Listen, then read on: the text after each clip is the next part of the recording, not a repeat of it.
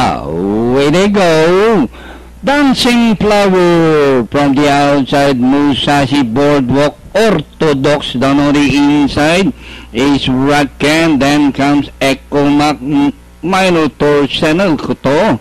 And back to the front runner, Dancing Flower by about 2 lengths. Musashi in second, Orthodox rising up Channel Koto. Raken Boardwalk racing in 6th, 7th, Minotaur. And Echo Max now the tail ender.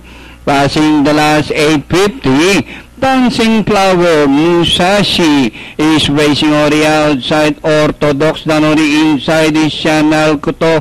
Boardwalk is racing in 5th, and rounding the far turn, it's the Musashi Orthodox.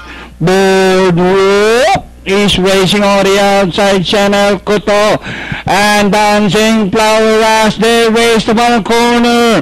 Musashi Orthodox. Boardwalk burning the tracks to grab the lead. Boardwalk, Musashi on the outside. Last 75 meters, the horse of Mr. Hubert Long.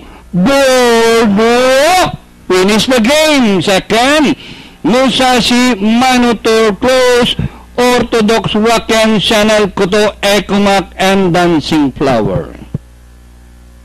Nakadalawa na si Mr. Hubert Long.